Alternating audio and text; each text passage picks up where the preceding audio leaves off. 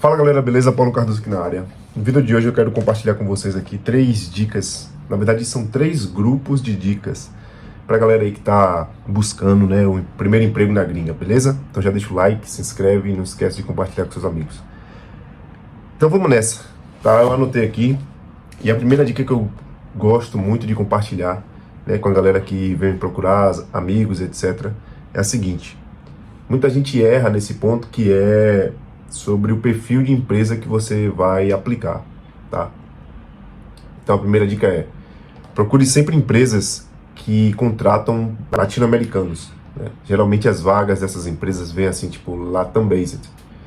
Então essas são as melhores empresas, tá? Para você que está buscando aí o primeiro emprego na gringa, porque essas empresas geralmente têm uma afinidade cultural melhor com os brasileiros. Então elas já sabem o procedimento que você vai precisar fazer para poder atender a empresa, no sentido de, pô, você vai precisar abrir um CNPJ, a forma que você vai receber o dinheiro, sua comunicação, como é que é, mais ou menos, e o time zone, né? Você não vai ficar com a disparidade tão grande de fuso horário. Eu já fiz processo seletivo para uma empresa e ela era uma empresa, se eu não me engano, acho que do leste europeu ali e tal. E aí, conversando, a mulher com sotaque meio russo, sabe? E aí a gente começou a falar um pouco sobre fuso horário.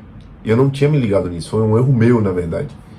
Eu não tinha me ligado nisso quando ela falou, a diferença era muito grande e eu já desanimei na hora, assim. Porque era meu primeiro, tava na busca do meu primeiro emprego, tá, na gringa. Mas mesmo, claro que a gente fica assim, pô, velho, vou abraçar porque a diferença de salário é grande e tal, mas essa diferença de fuso horário, pra mim, não funciona, tá? Então, eu prefiro buscar depois, isso eu aprendi depois de um tempo, tá? Mas buscar por vagas que são Latam Based e geralmente trazem as melhores condições de trabalho pra gente aqui do Brasil. Tá, vamos falar um pouco agora mais sobre o processo seletivo. No processo seletivo, vocês vão ter 2 etapas principais. Claro que isso varia, né, de empresa para empresa, mas sempre vocês vão passar por 2 etapas principais, que a primeira é o fit cultural e a segunda é o desafio técnico, tá?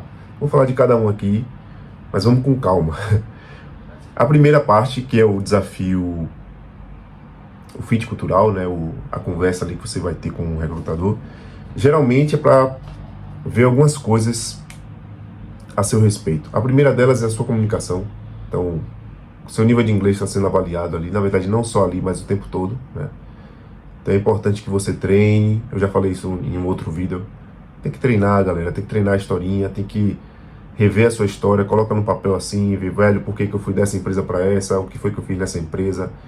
Então eu mesmo que eu tenho, se eu não me engano, acho que umas 6 empresas ou 7 no meu currículo, eu tive que explicar para maior parte das empresas que eu fiz processo, eu tive que explicar tudo, velho. Como eu comecei, o porquê que eu mudava de uma empresa para outra, o que me motivou, né, de mudar de uma empresa para outra, os problemas, às vezes a empresa não tinha problemas, mas eu queria mudar.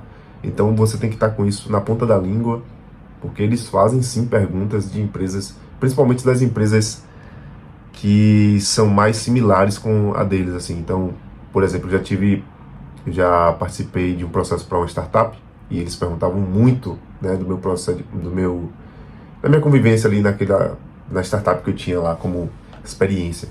Então eles bateram muito ali naquela tecla e eu tava achando na minha cabeça, que eles iam perguntar sobre minha última experiência mais recente. Tá? Então seja estratégico com isso, treine bastante a sua história, escreve lá a historinha bonitinha e simule as suas entrevistas, tá? Na parte do desafio técnico, essa parte geralmente, a única variação que tem você tem 3 tipos de desafio técnico, tá?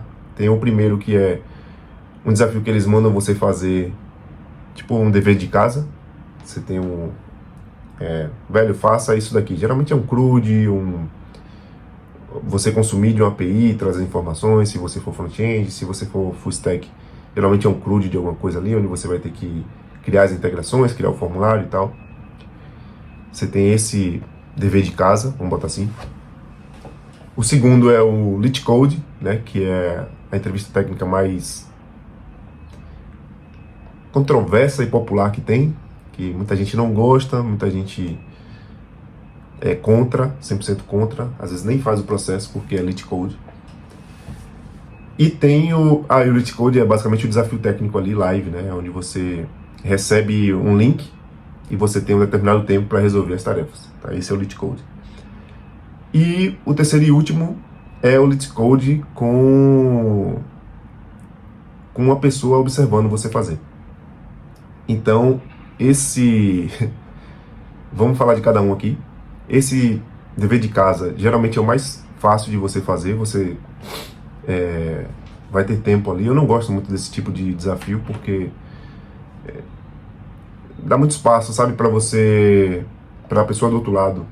Por exemplo, eu como entrevistador não gosto desse dever de casa, porque a pessoa que está do outro lado, ela pode pedir para uma outra pessoa fazer, e aí, se ela tiver o mínimo de conhecimento, ela consegue chegar com uma explicaçãozinha ali e tal. Mas é claro que a gente tem maneiras de, sabe, fazer perguntas para essa pessoa para ver se ela de fato desenvolveu.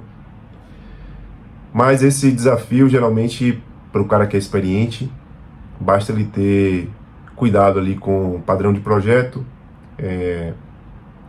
adicionar a documentação bonitinha e não fazer coisas absurdas no código. Geralmente a pessoa está apta para seguir para a próxima etapa.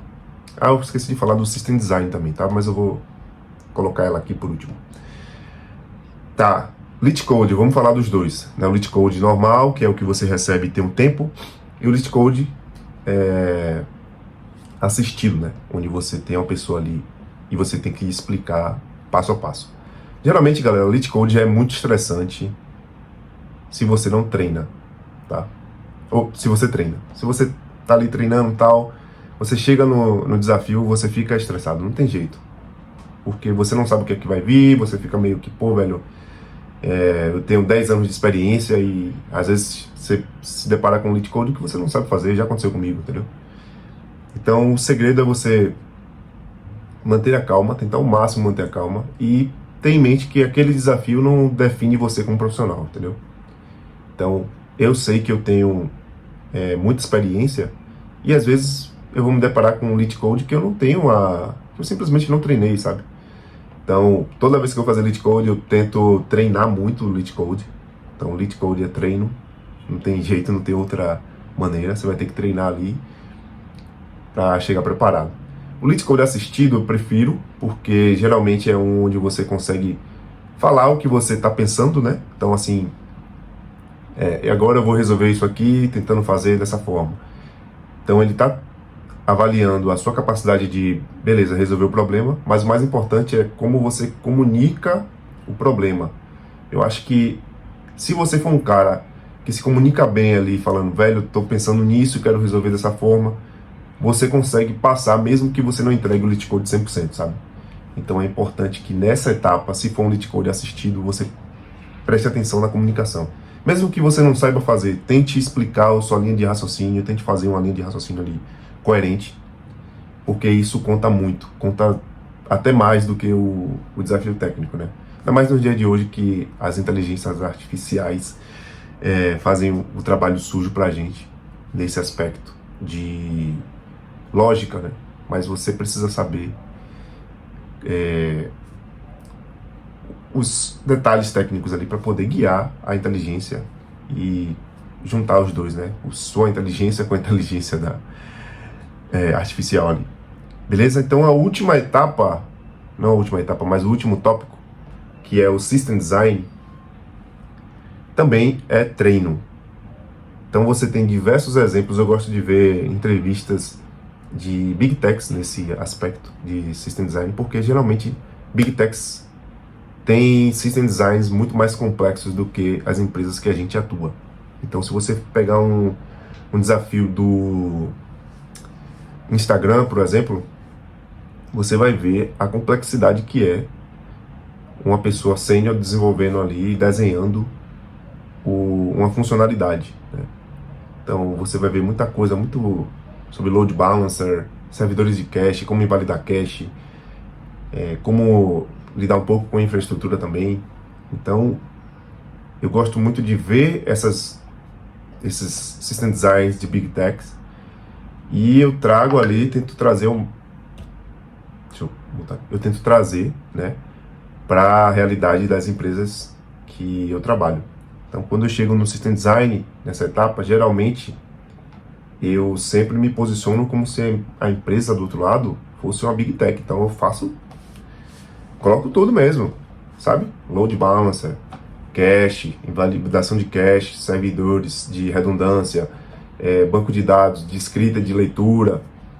Então, tipo assim, eu inflo mesmo com muita coisa, com muito conhecimento, e eu vejo a reação do entrevistador, né? Se ele quer que eu continue ali, se ele quiser que eu continue, tecnologia é infinito, né? A gente vai saindo, colocando um bocado de tecnologia ali, claro, explicando o porquê, né? Os trade-offs e tal, colocando fila e... Enfim, ele, nesse ponto de System Design, ele quer ver o quão bom você é no sentido de conhecer tecnologias e conhecer os trade-offs de cada uma. Então, às vezes, você está colocando coisa ali, mas ele sabe que tem um trade-off, né? Sabe que tem um ponto negativo. Então, o mais importante de você saber o porquê que a tecnologia é boa e serve para aquele cenário, é você saber o porquê que ela não... os cenários que ela não é tão boa, entendeu? Então, System Design é muito disso. Beleza? Então, esse foi o vídeo, galera. Dicas aí para você que está buscando vagas remotas para fora, para gringa, tá? Voltando rapidamente.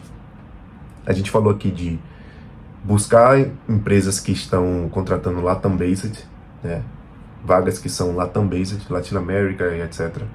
Porque você vai ter uma afinidade melhor culturalmente, você vai ter um time zone melhor, né, para trabalhar. Geralmente é 1 hora, 2 horas no máximo de avanço no seu horário, fuso horário, né?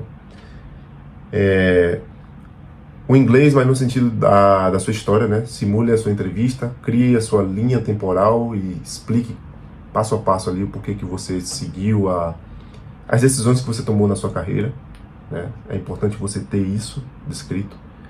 E, por último, a questão do desafio técnico, que é treino.